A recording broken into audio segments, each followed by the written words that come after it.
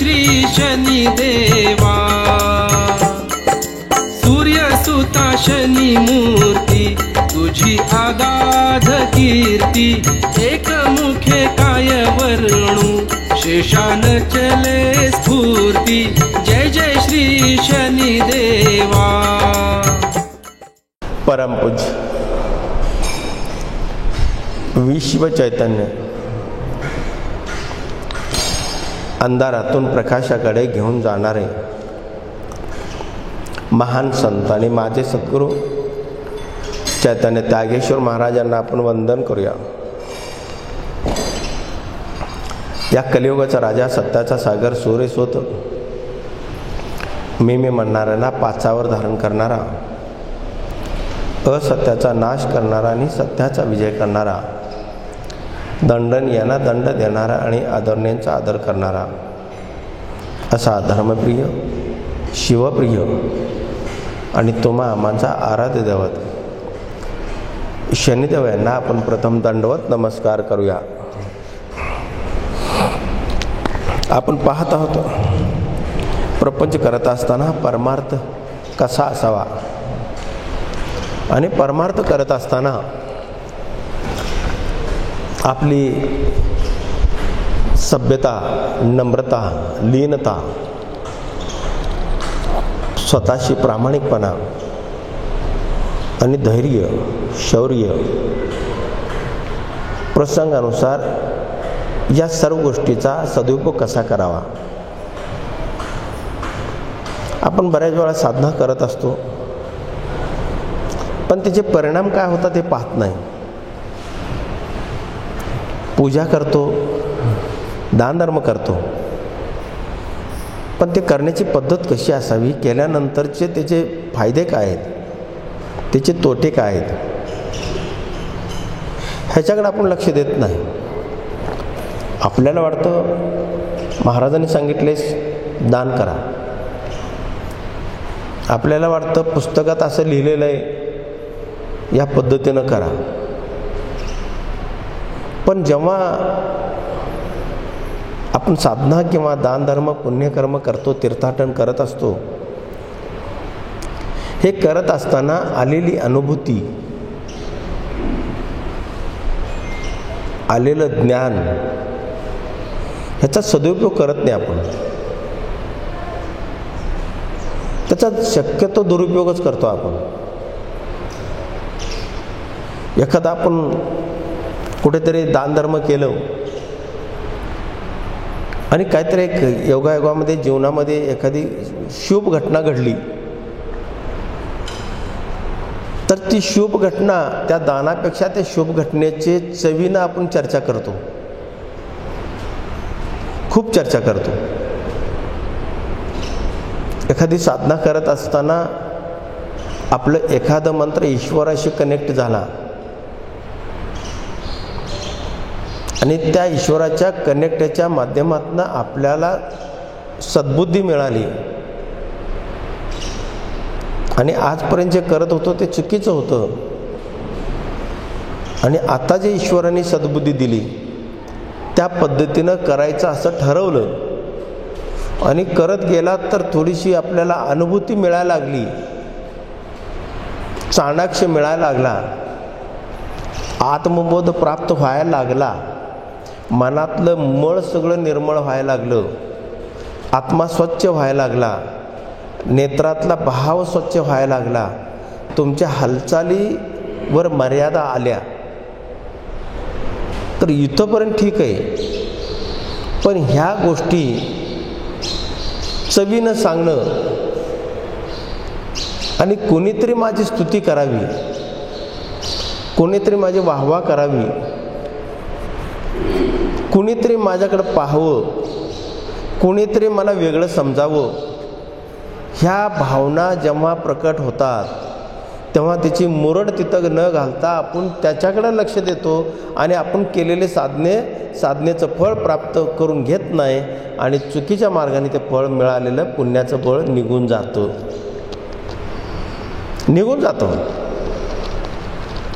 ह्या साधनेमुळे ईश्वर लांब नाही आहे, ईश्वर अत्यंत जवळ आहे, अत्यंत अगदी अत्यंत जवळ आहे, जन्मापासून ते मृत्यूपर्यंत.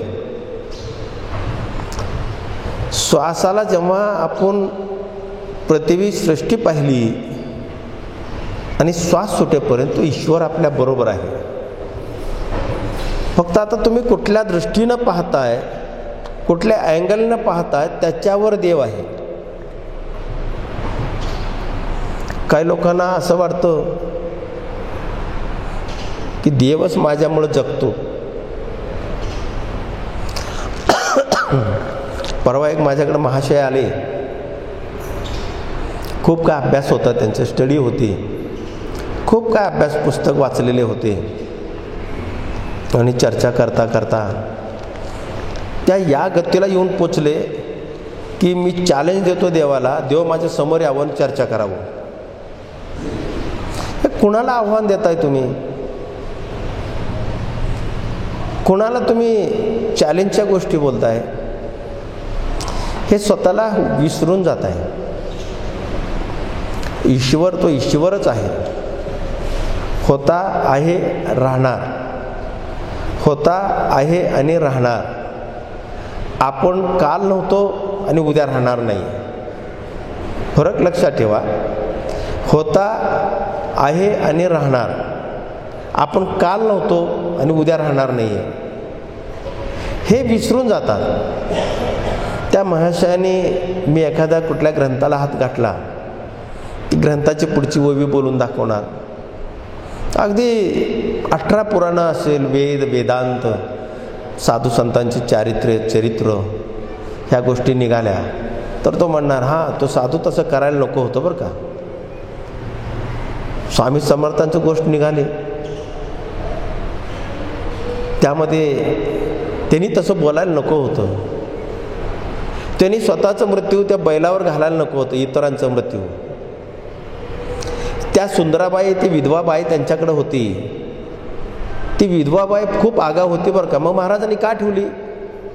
ह्या अशा फालतू चर्चेमध्ये आपण सुद्धा जीवनामध्ये ईश्वर आपल्या जवळ आहे, ईश्वराचा आनंद घेण्यापेक्षा ईश्वर किती वाईट आहे, ईश्वराकडे काय दुर्गुण आहेत, हे जर तुम्ही उजेडात आणत बसलात तर कधीही ईश्वर तुम्हाला जवळ करणार नाही. जवळ असून सुद्धा तुम्हाला भेटणार नाही. तुम्ही ईश्वरापासून खूप लांब आहात. हा ईश्वर हा नटखट आहे, खेळाडू आहे, आनंद देणार आहे, आनंद घेणार आहे. तुम्ही कुठल्या दृष्टीनं ईश्वराला पाहताय त्या दृष्टीनं तुम्हाला तो आशीर्वाद देत असतो. एक खूप मोठा योगी होता, खूप मोठा योगी, खूप मोठी साधना केली होती त्यांनी आणि स्वतःला सिद्ध पुरुष समजत होता आणि सिद्ध पुरुष समजत होता आणि ईश्वर त्याच्याशी कनेक्ट होता. ईश्वराशी तो बोलायचा, ईश्वराची चर्चा करायचा. तो 10 शब्द बोलल्यानंतर ईश्वर एका गोष्टीची सद्बुद्धी द्यायचा. याचा अर्थ ईश्वर बोलायचा. ह्याचा अर्थ असं बसून गप्पा मारणार नाही आहे ईश्वर, की तुमच्या मनासारखी एखादी गोष्ट घडली की समजायचं ईश्वर आपल्या जवळ आहे आणि तो आपल्याला सल्ला देतोय आणि आपली आत्मा शुद्ध, मलिन झालेलं शुद्ध करत राहतोय. तर त्या योग्याला वाटलं आता ईश्वराला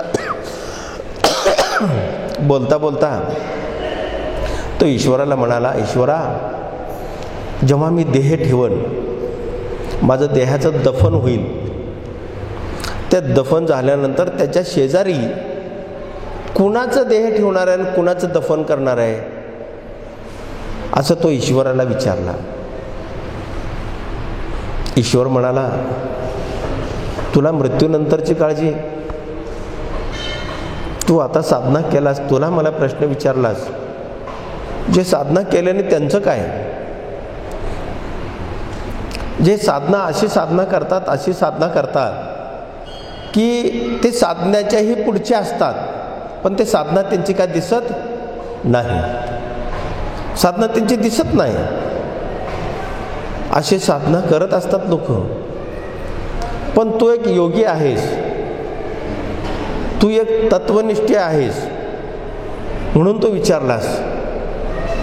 तेव्हा त्या देवाने त्याला सांगितलं, तुझ्या शेजारी जो आत्ता राहतो तोच तुझ्या शेजारी त्याला दफन करणार आहे देव. मृत्यूनंतर त्याची समाधी राहणार आहे तिथं. तो योगी म्हणाला, हे शक्य नाही, हे कदापि शक्य नाही, माझे तिची बरोबरी करताय तुम्ही. तेव्हा देव स्टॉप झाला आणि हा चिंतेत पडला. तो म्हणायचा, मी एवढा मोठा योगी आहे, एवढा मोठा साधना करतो, एवढा मोठा तपस्वी आहे, आणि शेजारी हा हमाली करणार आहे. दुसऱ्यांचे बूट पॉलिश करतो, दुसऱ्यांचे हमाली करतो, महिना आंघोळ करत नाही, हिची दाढी वाढलेली, विडी वाकडी आहे, राहायला घर नाही आहे, आणि असा माझ्या शेजारी कसं काय. मग आता शेजारी दफन झाल्यानंतर सुद्धा शेजार राहणार आहे म्हटल्यानंतर हा योगी गेला. एका झाडाखाली तो बसला होता. शेजारी झाडाखाली बसून तो काय न्यायचं का सामान, का आणायचं का, असं मार्केटमध्ये कुठंतरी हमाल लोक बसतात, गरीब मजूर करणारे वगैरे एका ठिकाणी जमतात, आणि कुणाला काय गरज असेल ते लोक त्यांना बोलून घेऊन जात असतात. मग आता हा गेला योगी, आणि योगी जाऊन तिथे बसलेल्या त्या माणसाला उठवला आणि तो म्हणाला की तुझ्याशी मला थोडीशी चर्चा करायची आहे. तितक्यात त्याचं वेळ झालं होतं घरी यायचं, झालं होतं, आणि तो म्हणाला, माफ करा, तुम्ही शेजार आहात, मला ताबडतोब घरी गेलं पाहिजे, आणि काही कालावधीनं तुमची माझी भेट होईल. तेव्हा सांगितल्यानंतर तो मजूर धावत घराकडे आला आणि आतमध्ये गेला. दरवाजा सुतळीनं असं ताराने बांधलेला एक दरवाजा होता. तो दरवाजा उघडला आणि आत गेला, आणि परत दरवाजा बंद करून घेतला, आणि तो योगी त्याच्या दारापुढे उभं राहिला, आणि आतमध्ये हा गेला. तासभर आलाच नाही. ते योग्याला वाटलं की हा तासभर काय करत असेल, हा तर आंघोळ सुद्धा केला नाही, ह्याच्या पोटात सुद्धा काय नसेल, आणि कधी याच्या व्यतिरिक्त आम्ही याच्याकडे कोण एखादी माऊली आहे, बायको आहे किंवा मुलं आहे हे काही पाहिलं नाही. शेजारी असून सुद्धा आम्ही पाहिलंच नाही, आणि आत काय करत असेल हा. म्हणून त्या फटीतनं त्याने पाहिलं. जसं फटीतनं पाहिलं तसं त्याच्या डोळ्यातनं धार लागल्या, त्याच्या डोळ्यातलं अमृत गळायला लागल्या. तो योगी रडायला लागला तो फटीतनं बघून, आणि दार हळूच उघडला आणि आतमध्ये गेला, आणि आतमध्ये जाऊन त्या मजुराच्या पायावर डोकं ठेवला. कोण ठेवला? योगी. त्या मजुराच्या पायावर डोकं ठेवला, आणि तो म्हणाला, मला माफ कर. तेव्हा तो मजूर म्हणाला, अहो आपण योगी आहात, आपण तपस्वी आहात, आपण ज्ञानी आहात, आपण आत्मज्ञानी आहात, तुम्ही आत्मबोधी आहात, आत्मसाक्षात्कार करून घेतलेले साधू आहात, आणि तुम्ही माझ्या डोक्यावर, माझ्या पायावर डोकं टेकता. तेव्हा त्याच्याकडे एक भांडं सुद्धा नव्हतं, एक भांडं नव्हतं. तो पान असतो ना मोठा पत्रावळी बनवतो आपण पान, तो येताना 2 पानं आणला होता, आणि छोटीशी एवढीशी दूध आणला होता. त्या पानाच्या त्यांनी ते पनोळी केला, आणि आई झोपलेली होती, नुसतं हाडकं होते अंगावर, 100 वर्ष वय असेल, तिच्या अंगावर 4 साड्याचं एक साडी करून नेसलेली असेल ती, तिला हलता येत नव्हतं जागेवरनं. ती पनोळी करून त्याच्या तोंडामध्ये तो दूध घालत होता, दूध पाजत होता. तिच्याही हळूहळू दूध पेत होती, खूप हळूनं दूध पेत होती, आणि दुसऱ्या हाताने त्याच्या डोक्यावर हात ठेवली होती. बाळा रे, तू किती भाग्यवान आहेस, किती महान आहेस तू, तुझ्यासारखा पुत्र मला जन्माला आलाय. तसं जगाला जन्माला असता तर कुठलीही माता अनाथ आश्रममध्ये गेली नसती. आज कुठलीही माता अनाथ आश्रममध्ये गेली नसती. मला जागेवरनं उडता येत नाही, माझं सगळं जागेवर आहे, सगळी सेवा तो करायचा. सगळी अगदी टॉयलेट बाथरूम स्वच्छ करणं, धुणं, खाट साफ करणं, सगळं कामं करायचा आणि त्या आईला दूध पाजायचा. हाडकं निघालेलं नुसतं, डोक्यावर हात ठेवून आई तिची कौतुक करते, त्याची स्तुती करते. देवा म्हणलं माझ्या बाळाला चांगल्या ठिकाणी त्याचा मृत्यू यावा. काय अपेक्षा व्यक्त करते? ह्याचं मृत्यू चांगल्या ठिकाणी यावं ही व्यक्त करते. आणि हा साधना केलेला माणूस, हा माणूस माझ्या शेजारी नको म्हणतो. मला सांगा खरी साधना कोणाची? त्या गरीबाची, त्या मजुराची. खरी साधना त्याची होती. हा खरा योगी होता, हा तपस्वी होता. मग आपण काय साधना करतो? आपण काय पूजा करतो? आपण पूजा केलेलं दुसऱ्याला दिसावं म्हणून गंध जोरात लावतो. आपण मोठा गंध लावतो. त्याला 2 ओवी येत नाहीत. ओवी आल्या तरी त्याचा बोध होत नाही. बोध झाला तरी त्याचं आचरण तसा नसतो. आचरण तसा असला तरी त्याचं कर्तृत्व तसा नसतो. कर्तृत्व तसा नसला तरी त्याला सांगा इतरांना मदत करण्याची सुद्धा त्याच्याकडे मनामध्ये भावना नसते. ही कसली साधना आली? ही प्रपंच करून परमार्थ कसला आला? ही संसार करून तुम्ही प्रपंच करून परमार्थ करता करता तुम्हाला जर स्वतः केलेलं साधनेचं जर फळ मिळत नसेल तर ती साधना काय कामाची? काय कामाची मला सांगा. यात साधना, यामध्ये देव आहे. देव ईश्वर तुमच्या जवळ आहे. तेव्हा तो योगी म्हणाला मोठ्याने ओरडून, मोठ्याने ओरडा लागला आणि तो म्हणाला माझा शेजार हाच पाहिजे. इथं बी शेजार आहे तसं वर सुद्धा स्वर्गात सुद्धा शेजार मला हाच पाहिजे असं देवाकडे हाका मारत होता. पहिलं बोलत होता का तो? देवाला तो रागावला, देवाला तो वैतागला. तो म्हणाला मला शेजारी या मृत्यू लोकांमध्ये सुद्धा तो शेजारी आणि वर बी ते शेजारी. असं कुणाला कमी लेखू नका, कुणालाही दुखवू नका, कुणालाही कुबुद्धीनं दुष्ट विचारांनी त्याला हिनवू नका. कुणाकडे कोण आहे, कुणाकडे शक्ती आहे, कुणाकडे ईश्वर आहे कुणीही सांगू शकणार नाही. लक्षात ठेवा. भगवा गाठला म्हणजे साधू होतो ही कल्पना खोटी आहे. मनुष्य सुद्धा देवत्व असतो आणि देवत्व जपणारा सर्वसामान्य मजूर सुद्धा असतो. सगळ्यात ईश्वर पहा. तुमची जोपर्यंत अहंकार संपत नाही तोपर्यंत सत्वगुणाला सुरुवात होत नाही. तोपर्यंत सत्वगुणाला, चांगल्या गुणाला सुरुवात होत नाही. तुम्ही साधना करताय, खूप करताय, खूप दान करताय, पुण्यकर्म करताय, खूप मोठे योगी होण्याचा मार्ग शोधताय, पण शोधता शोधता अहंकाराचं पालन पोषण करताय. अहंकाराचं पालन पोषण करताय. तुमच्या मनातला अहंकाराला जोपर्यंत तुम्ही पायदळी तुडवत नाही तोपर्यंत खरी साधनेची सुरुवात नाही.